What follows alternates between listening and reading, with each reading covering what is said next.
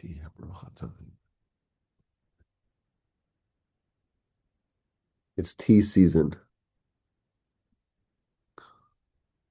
Kay looks like she's still drinking coffee. We're up to tea. More refined palate. No, you gotta do coffee. I'm sorry. Are Oh, you I switching? had coffee already, Okay, okay, and but now we need a lot of tea just to make it through these days. okay. That's fair. Start off right. Yeah.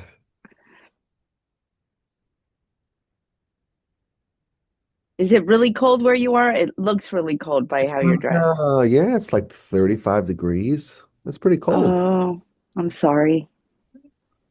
Yeah. When I left the house, Rabbi. That I'm sorry was a true Californian. Oh, I'm sorry. I'm sorry. I Sorry. know it is. It's like We're walking into a freezer. I'm so sorry. it is. I'm really snotty and I'm sorry I about love that. that. Okay, it's 37 degrees in Houston. 37 degrees. Freeze warning. Yeah, but the rest of the week will be nice, looks like.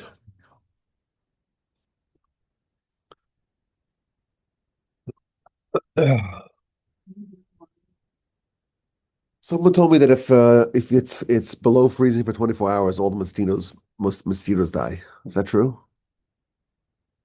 Wish that was true. I don't know if that really is or not. Why does everyone hate the mosquitoes? Why?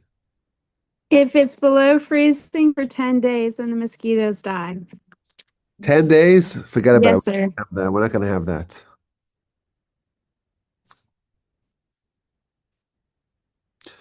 I don't think we'll be able to get 10 days of below freezing. But if it jumps above freezing, they right away come back to life.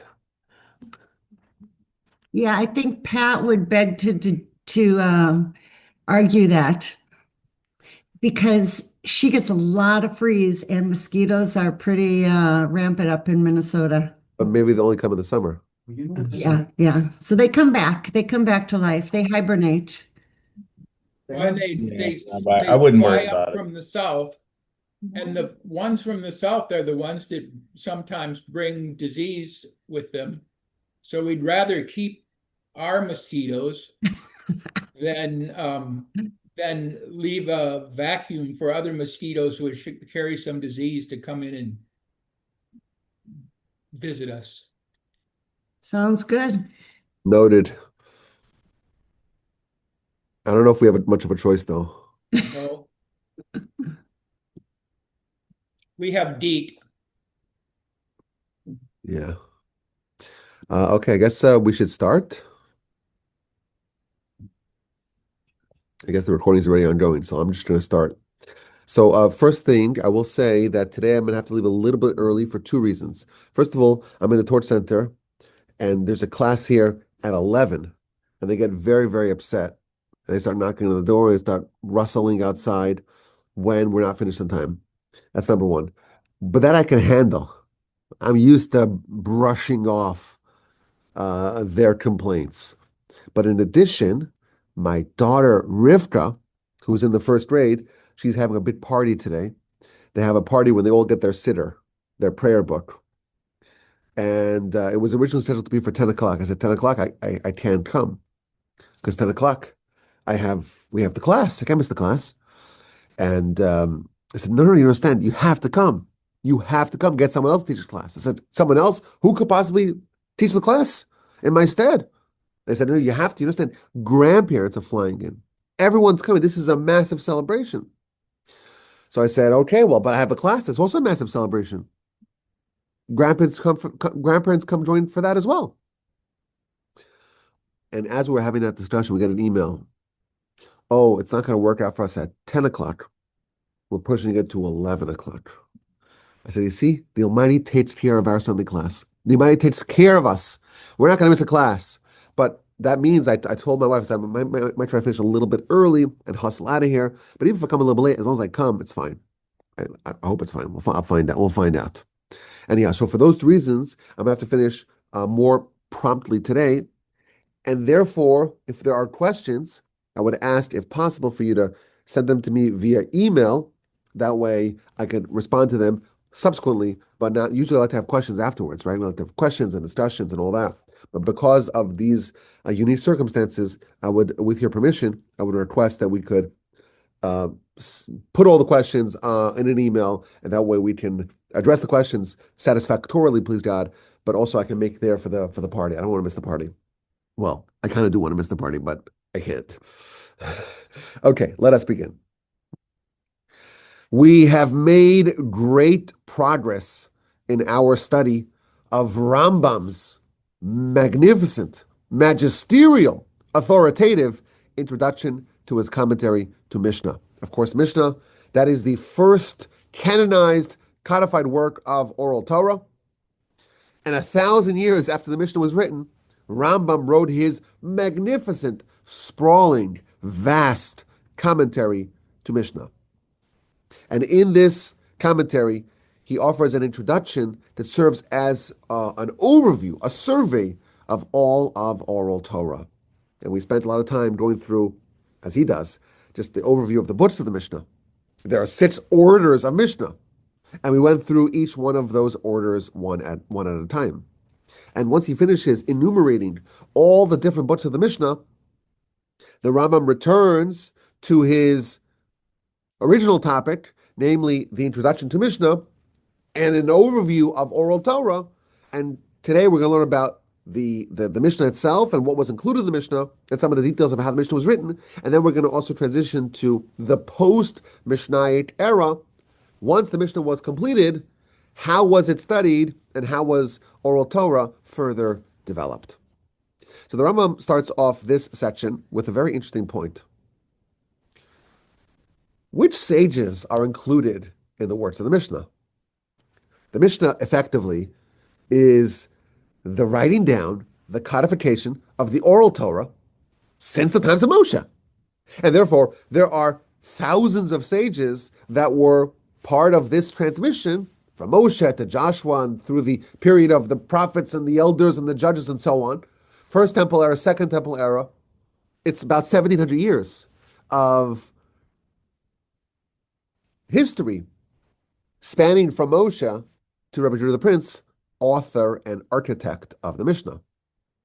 Yet, if you examine the sages that are mentioned in the Mishnah, there is a very distinct starting point. He does not include the sages that preceded a sage named Shimon HaTzadik, Shimon the righteous. This is the earliest sage that is featured in the Mishnah. All the sages that preceded Shimon the Tzaddik, Shimon the righteous, are not mentioned. And this is an idea that Rambam actually revisits later on in his treatise. He mentions this as, it seems like it's almost like a side point. The first sage mentioned is Shimon HaTzadik, Shimon the righteous. And it's not clear, he doesn't tell us why. Like, why is this some arbitrary starting point? Can't be. So we know Shimon the Tzaddik, he is described as the remnant of the men of the great assembly. Mishiyare Anshe Knesses Hagdola. There was a great assembly, a Knesses Hagdola. And this is a name given to a body of sages. The Sanhedrin is the great Supreme Court. And the Sanhedrin typically comprised 71 sages. But at one very pivotal point in Jewish history, this assembly, this body was expanded from 71 sages to 120 sages. And this body did some very important institutions that benefited and shaped the Jewish people going forward. This body was convened at a very pivotal point in our history. At the beginning of the Second Temple era, at that time, the nation was undergoing vast sea changes. Maybe most notable is the fact that prophecy was going extinct. This was the twilight period of prophecy. Prophecy was waning and was coming to an end. And from that point forward, there's no longer going to be any new books of the Tanakh, of the Bible, because the books of the Tanakh are only written by prophets, via prophecy. And therefore, there's going to have to be a period, a turnover period, where the books of the Tanakh are sealed, and then we're moving forward. As I like to joke, it's a non-prophet era. No longer do we have this incredibly helpful asset that the nation has a direct connection with God via prophecy. Moreover, we're going to have a second temple, and the temple will be built in Jerusalem, but it's not going to have the same power and glamour and holiness as the first temple. So we live in a temple era, but it's not quite the same. A lot of the vessels of the temple are missing, and a lot of the miracles that were ever present in the first temple will not exist in the second temple. And also, the nation is going to be divided. Jews go into exile, and even though that's very rough initially, they do well, and they settle down, and they plant roots in their new home.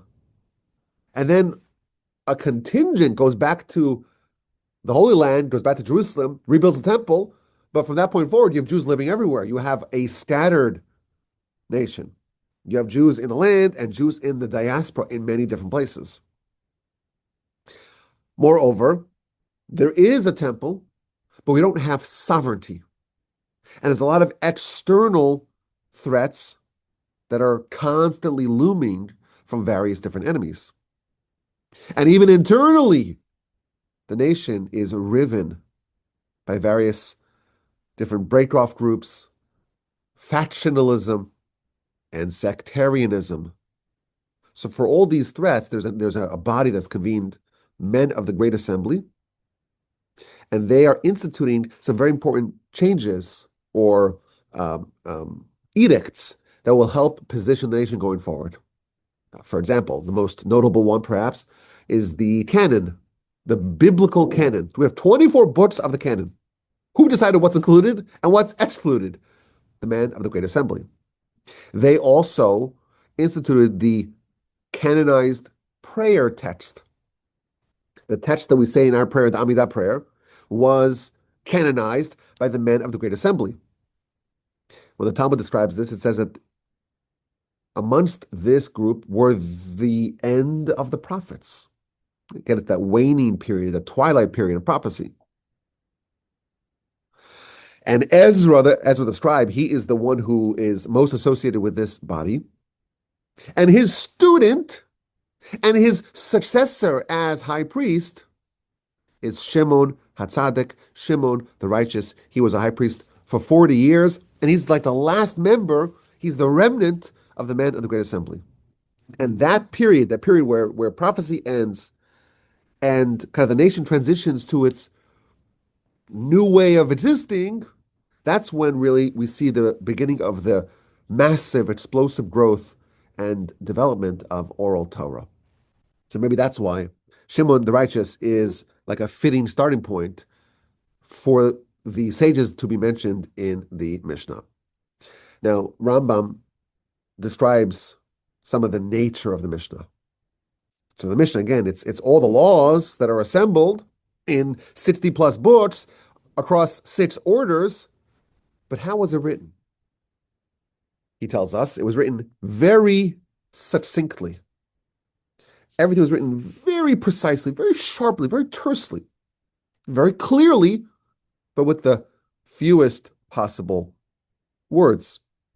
Every word of the Mishnah is absolutely packed with meaning, and is teaching you all sorts of different ideas, but it doesn't spell it all out.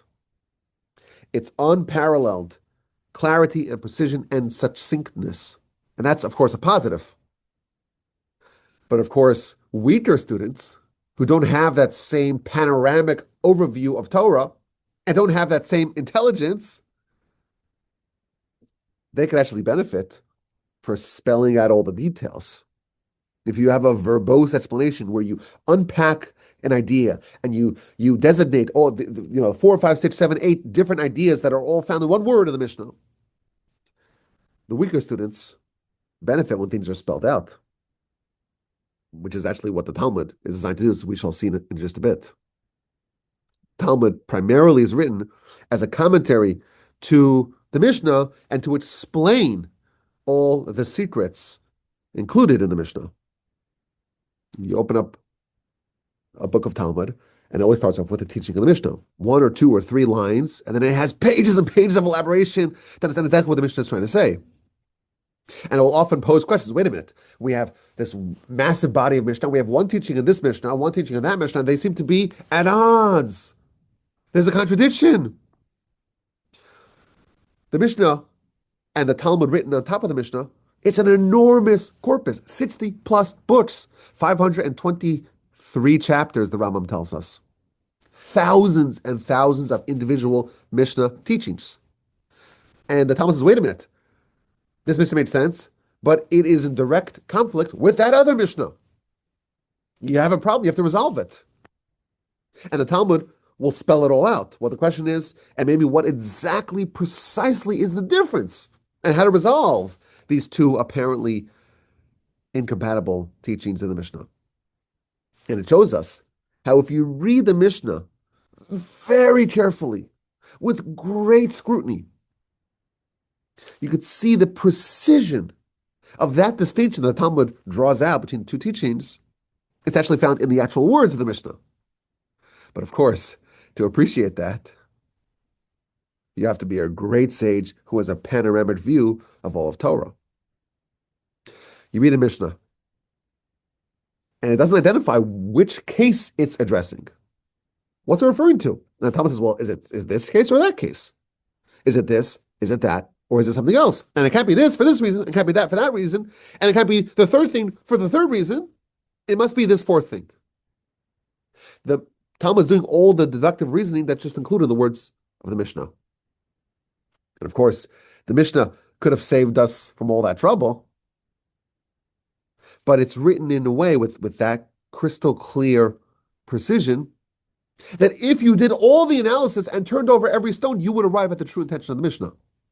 You could deduce exactly what the Mishnah is saying, but you have to do a ton of work to unpack it. Now, Rabbi Judah the Prince, who's the architect of the Mishnah, to him it was just obvious, because he had crystal clear intelligence, razor sharp intelligence. And all these distinctions that we worked so hard to try to understand in the Talmud, it was all obvious to him. But over the generations, there was need for more elaboration and more explication. And that's why, following the Mishnah, we have many, many more books that are written. And the Rambam lists them. A student of Rabbi Judah the Prince was Rabbi Chia, and he wrote a book that's an expansion of the Mishnah to explain and clarify the themes that are unclear in the Mishnah. That's known as the Tosefta. The word Tosefta means to add, additions to the Mishnah. And everything that's in the Tosefta, you can actually deduce from the Mishnah. It's just you have to work really, really, really hard to unpack and analyze and understand and probe every Mishnah to understand all the laws that are explicated in the Tosefta. But he wrote this standalone work to make it easier to understand the Mishnah. And that's not the only such work, not the only post-Mishnaic work. There's a whole class of works known as braisos, meaning teachings that are external, teachings not included in the Mishnah. So you have, for example, the Sifra. That is what's known as Midrash Halacha, braisos, teachings not included in the Mishnah on the book of Leviticus, on Vayikra, also known as Toras Kohanim, the Torah of the priests. And then you have Sifri, which is the same idea, on the books of Bamidbar, Numbers, and Devarim. And there's many, many more such works. And the Talmud would often cite not only the teachings of the Mishnah, but also teachings of various braisos not included in the Mishnah. We have the great canon, and that's the Mishnah. And that's codified and organized and canonized by Rabbi Judah the Prince. And we have all these other texts written subsequently to help elaborate and expand and identify areas of lack of clarity in the Mishnah. But again, as he tells us, it could all be found in the Mishnah. You just have to work really, really hard to unpack it. But none of those other works, Rambam tells us, are quite as clear, as concise, as sharp as the Mishnah. And therefore, when we look at the canon of the Mishnah and all the other Mishnaic era works, the Mishnah always takes precedence over all those other works.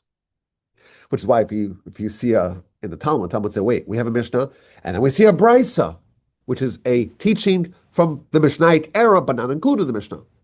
And they seem to be at odds. If we cannot reconcile that, we will always favor the Mishnah over the Brisa. The Mishnah was accepted universally. The great sages and the ordinary sages, from top to bottom, everyone praised and lauded and extolled the Mishnah. And that's why, following this era, even though you have all these other works, the principal study would be the Mishnah.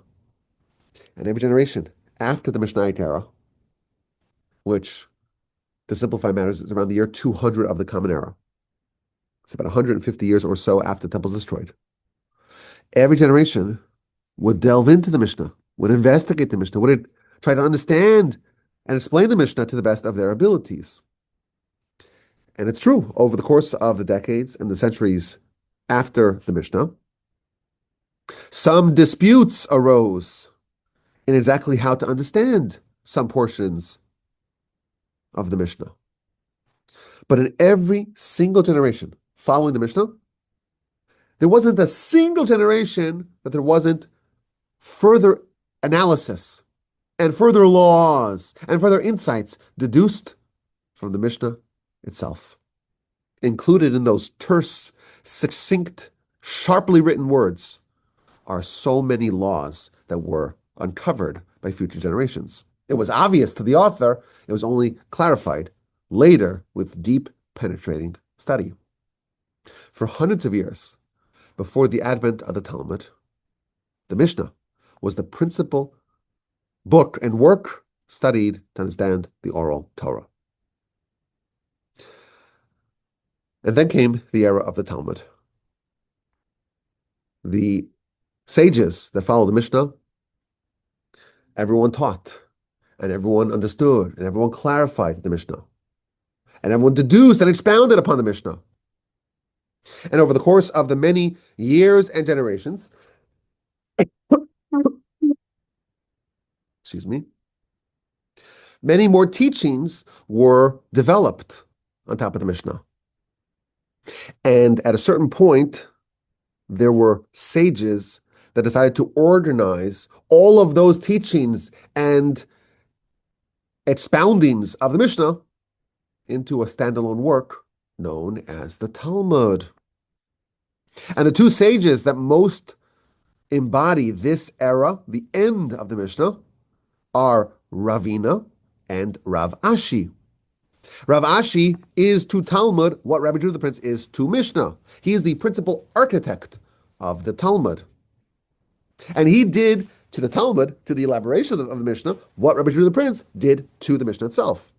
Rabbi Judah the Prince, he collected, he organized, he canonized, he codified all the teachings from Moshe to his point. Rav Ashi did the same thing. He collected and canonized and organized all the teachings from Rabbi Judah the Prince up to his point, and organized it and presented it and assembled it, took all the words of the sages, all the insights of the various sages over the various generations, the sages who penetrated the depths of the Mishnah, all the explanations, everything that was expounded upon the Mishnah, all the laws that were deduced from the Mishnah. He collected them, he organized them, he clarified them, and he canonized them with great skill and wisdom, and he wrote the Babylonian Talmud. What's the purpose of the Talmud? What's the goal of the Talmud?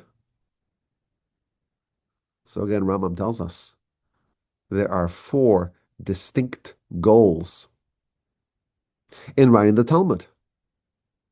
The first goal, the principal goal, we already spoke about this, to explain the Mishnah. Every teaching in the Talmud is always based upon a Mishnah. The books of Talmud are elaborations on the books of Mishnah. So, for example, the first book in Mishnah is the book of Brachos, which means blessings. You have the book of Brachos in the Mishnah, and you have the book of Brachos in the Talmud, because the Talmud is the elaboration, the explanation, the further analysis, the unpacking of the Mishnah. The Mishnah is written very succinctly. To unpack it all, we have the Talmud. To explain what the Mishnah is talking about. That's what the Talmud does. Moreover, all the disputes that may have arisen since the writing of the Mishnah, to record them, to document them, to explain them, to explain the various arguments of either side. There was a dispute that arose in a given Mishnah. Rabbi X says one thing, Rabbi Y says something else.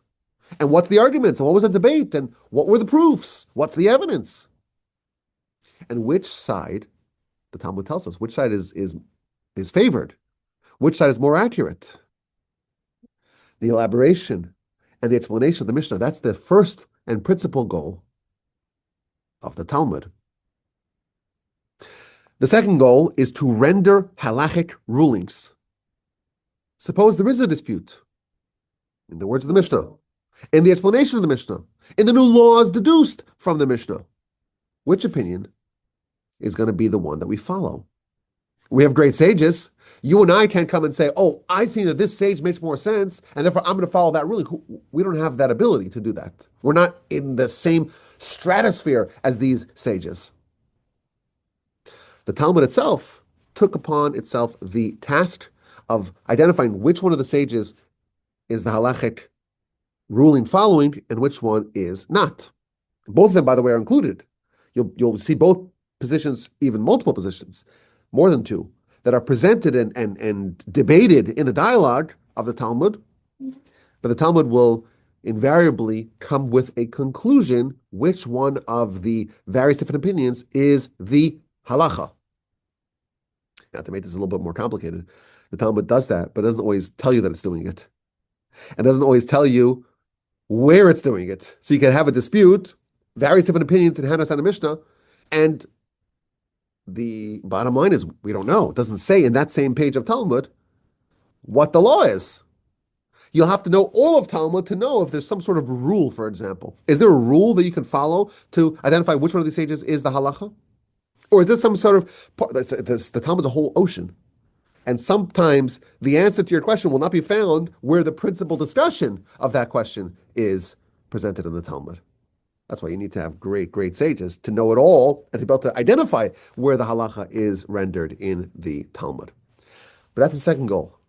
Goal number one, to explain the Mishnah. Goal number two is to explain the halacha. Goal number three. The third goal of Talmud is to write and record all the new insights, all the novel matters that all the sages from every generation deduced from the Mishnah. And not just to say what they said, but how they deduced it from the Mishnah. What are their proofs? On what basis did they have these new insights? So we have new laws deduced from the Mishnah, clarified from the Mishnah, and new decrees and edicts that were enacted from the time of the Mishnah, from the time of Rabbi Judah the Prince, until the time of the end of the Talmud, until the time of Rav Ashi, the architect of the Talmud. That's the third goal. And the fourth goal, that is to codify the agadic teachings taught by the sages. Now, what does this mean? There are two styles, two structures throughout the Talmud. There's one known as halacha, also known as shmaitza, which is the Aramaic name, and one known as agadata or haggadah. And they're almost opposite in how they're presented and how they're designed. When you see a discussion in a matter of law,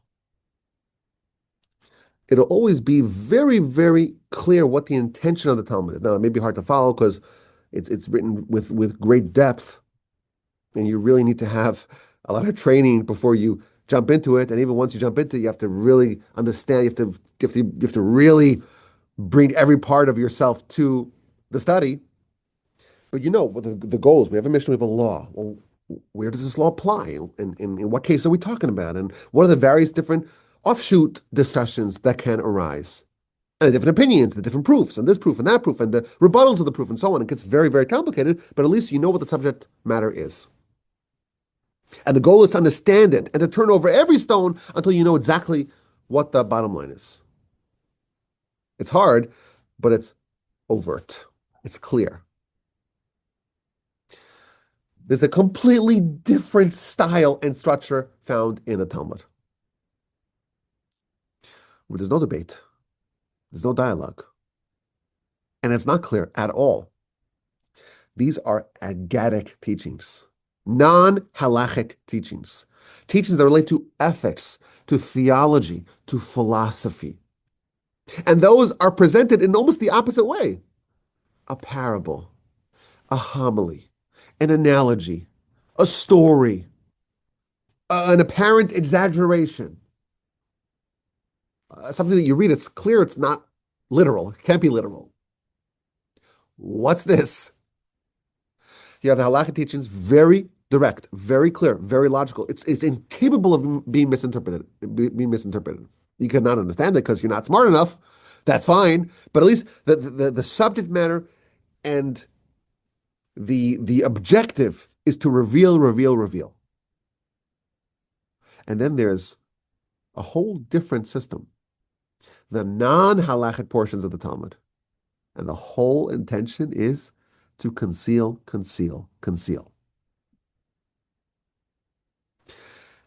And that's the fourth objective of the Talmud, to include all those teachings that are of non-halachic matters. And the Rambam has a whole little essay here, mini essay, in his mega essay about that section of Talmud, those types of teachings in the Talmud. It's very important when you read that in the Talmud and it doesn't make sense to you and it's written so differently and you read it and you don't see any insight. Do not disregard those teachings in the Talmud. Don't think it's not beneficial. It has no value. That's where our sages embedded, hid, concealed all the secrets, all the insights, all the riddles and wonders and most precious and cherished secrets are found there. But you have to really understand how to understand it. And you might need a lot of prerequisites to understand it. Those teachings, when you have everything that you need to appreciate it, and you have the intelligent perspective to understand it, you'll understand all the secrets. And there's no good that can rival the good of the secrets that you're going to learn. You'll understand from them godly matters. And you'll understand from them the true matters that men of wisdom conceal and hide and do not want to reveal. All the secrets, all the discoveries of all the philosophers of all the generations are all found there. Concealed, masked, behind the veneer of a story, of an analogy, of some statement, of some allusion, of some hint, of some parable, of some exaggeration. And you read it on surface level, you understand zero. If you approach those teachings with a superficial perspective, you will be very disappointed. You'll find matters that seem to be distant from the intelligence and seem to not carry any benefit. Rambam's telling us here, included in the Talmud, the fourth goal of the Talmud, are all these agadic teachings that are deliberately written and designed in a way that they could be very easily misinterpreted and could very easily be disregarded as being not valuable. The halachic teachings are designed to be understood. Every stone will be unturned to reveal the truth. Now, that's true for the halachic teachings. the teachings of the agadic nature, it's almost the opposite. They're designed with being completely susceptible to be misunderstood. Only with great, great effort and great, great understanding of all the different preconditions, the prerequisites, only then can their true meaning be derived. Only with great effort can those riddles be decrypted. Can those secrets be revealed? Can those great insights be unraveled and understood? We have two types of teachings. And again, if you open the Talmud and you find two teachings that are right next to each other, and you don't even have like a different font, it's the exact same words in the body of the Talmud, and it's a completely different style. Why were these parts of the Talmud designed in this manner? Rambam says, I'll tell you why.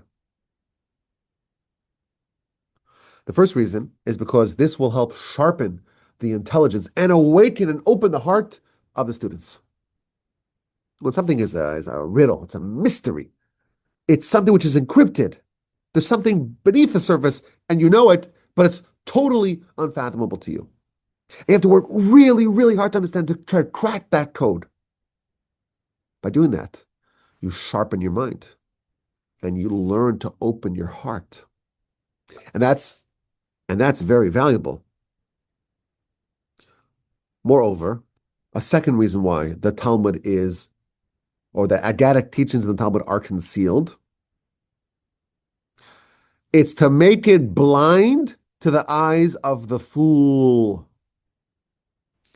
Just like when you write something which is encrypted, someone who reads it, it looks like gibberish, unless you know the secret, unless you know the code of how to unpack it.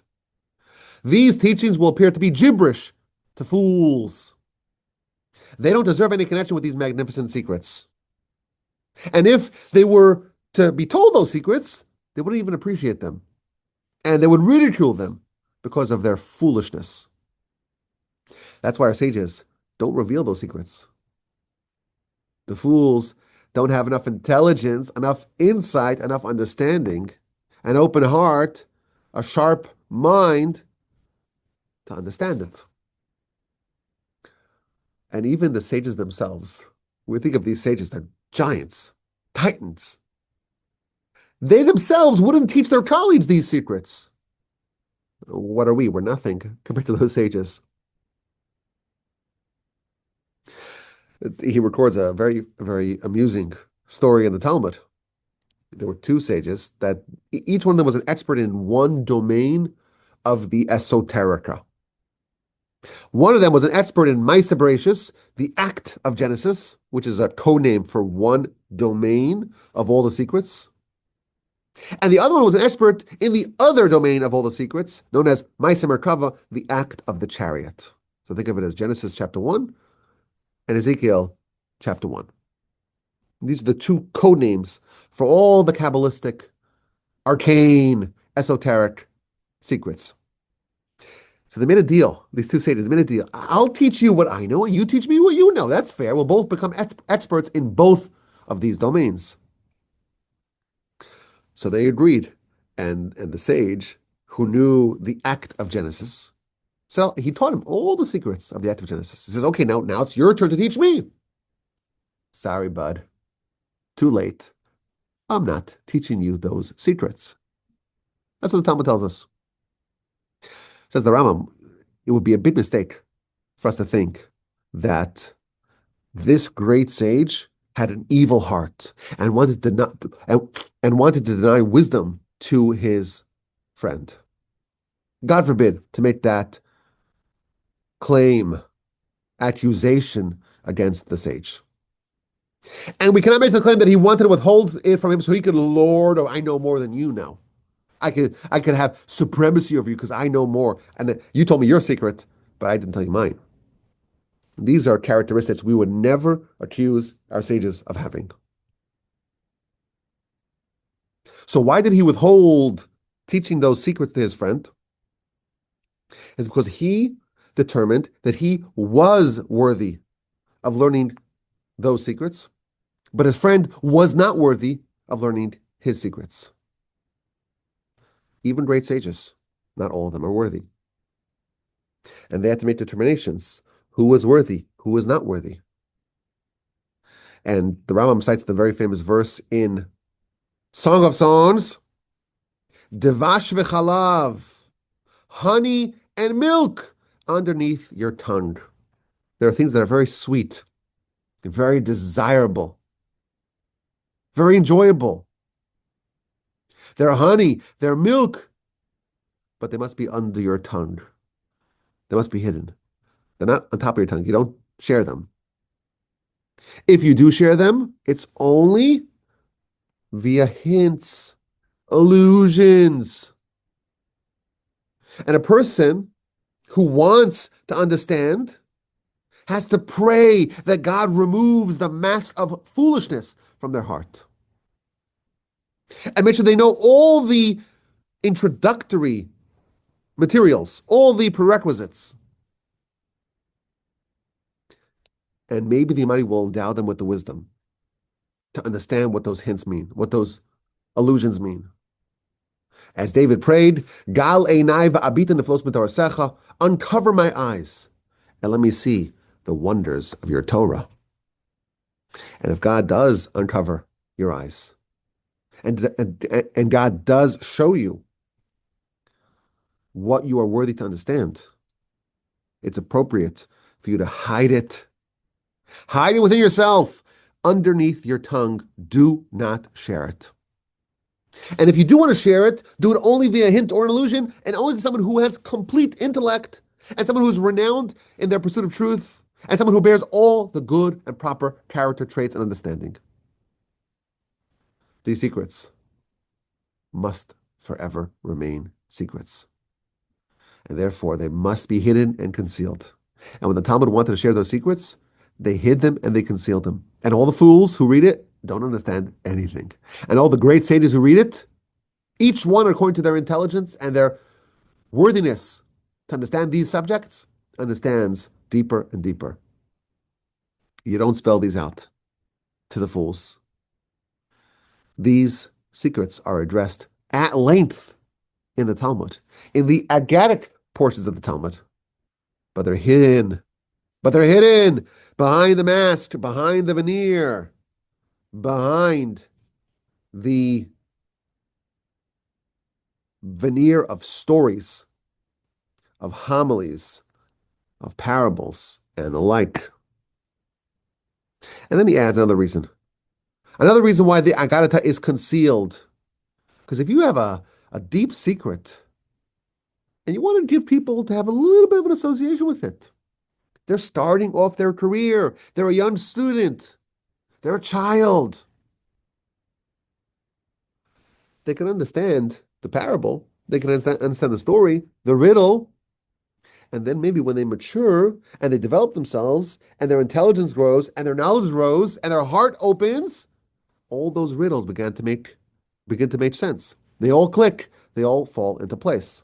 And thus, it's a stepping stone towards understanding true wisdom. For this reason, the sages organized their words in homilies and allusions. So if you open up the Talmud, says the Rambam, you open up the Talmud, and you see a teaching, and you don't understand it, don't say, oh, this teaching makes no sense. God forbid. You say instead, my mind, my intellect is weak, is underdeveloped, and that's why I don't understand it. Point inwardly to your own lack of understanding. And it's okay, it's not an insult. Not all minds are created equal, says the Rambam. Just as people have different temperaments, people have different understandings. And some people have a more developed mind, and some people have a mind that's not quite actualized. Don't say, the teaching is foolish. Say, I need some work until I'm ready to understand it. And he gives this beautiful analogy. There was a bright person. He was a physician. He knew arithmetic and music and physics, and he's bright, but he knows nothing about astronomy or geometry. He can be intelligent in one area, and it's hard for him to understand matters that are outside of his domain of expertise. And the Rambam says this person is he's having a discussion about measuring the circumference of the sun. How could you possibly measure the circumference of the sun? It's just a small little speck in the sky. You could be very bright, very intelligent, and you could be an expert in many domains and many disciplines, but because you are lacking in some domains, you will think it's absurd that you could calculate the circumference of the sun. How's it possible? It's so far away. We don't even see the whole thing. It's so small. How can anyone possibly measure it? But, says the Rambam, if you would learn geometry and learn all of its theorems and study the authoritative text on the subject, he calls this book a book by Ptolemy Al-Magesti. I'm sure it's a riveting read. If he would train himself with all the disciplines needed to understand this area of wisdom, he will be as convinced that we can know the circumference of the sun as he is convinced that we know that the sun exists. And if this reality is true with the sciences, imagine how much more true it is when it comes to the most difficult subjects of them all, the theological questions, the understanding of God and his ways and his deeds. If you don't have the background, excuse me. If you don't have the background, if you don't have the necessary prerequisites, you're doomed. So you read a teaching in the Talmud, and it's baffling, and it's unfathomable, and it's peculiar, and it makes no sense. Don't dismiss it. You need to have more understanding. You are ignorant in what it takes to understand it. That's okay. But don't disregard it. Even the sages of the times of the Talmud, they were very brilliant, and they were very diligent, and they would embrace the intellectual and spiritual, and they would push themselves away from anything carnal or physical. They view themselves as being inferior to the sages that preceded them. The Talmud itself says, like, us, we're nothing compared to the earlier generations. The hearts of the earlier generations were as open, as wide, as vast as an auditorium. And our hearts are as open as a pinhole. These are statements from the sages of the Talmud.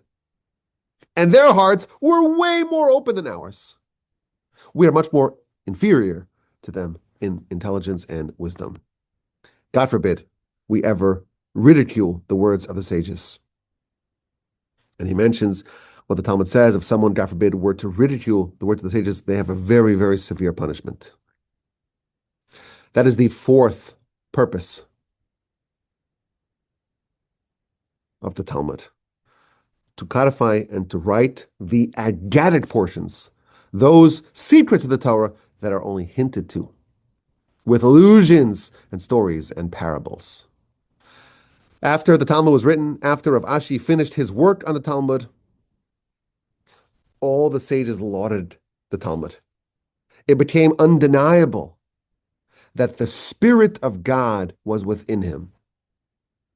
And the Rambam tells us not all works of Mishnah have a parallel work of Talmud.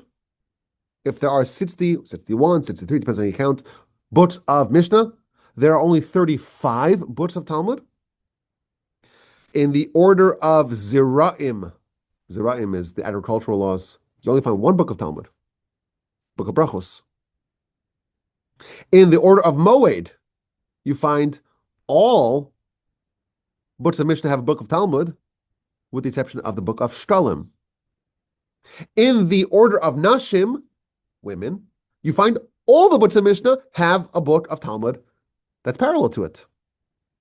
In the order of Nezikim, of damages, you find all besides for Idias and Avos. In the order of Kachim, you find all with the exception of Midos and Kinim.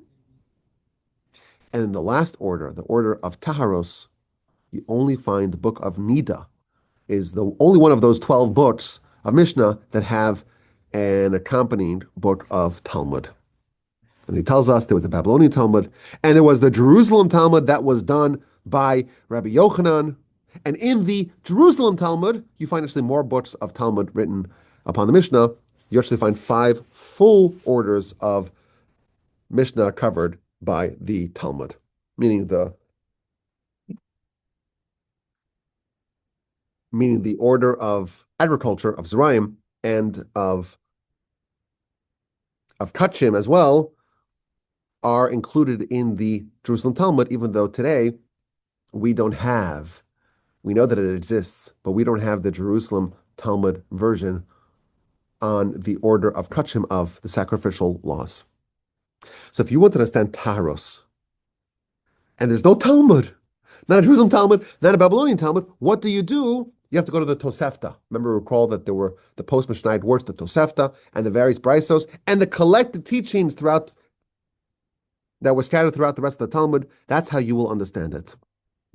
The Rambam continues, after the Talmud, everyone just studied the Talmud. That became the canon. You cannot add nor subtract from the Talmud. And in the period of the Gaonim, they did not write complete explanations.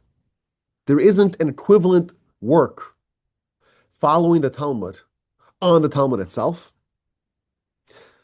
He writes that the Gaonim, which is the period that follows the Talmudic era, some of them wanted to write it, but they lived short lives. Some of them were busy with other things. And some did write works, some in Hebrew, some in Arabic, the halachas gedolos, halachas ktanos, halachas psukas. These are various different works that try to organize and codify the laws of the Talmud.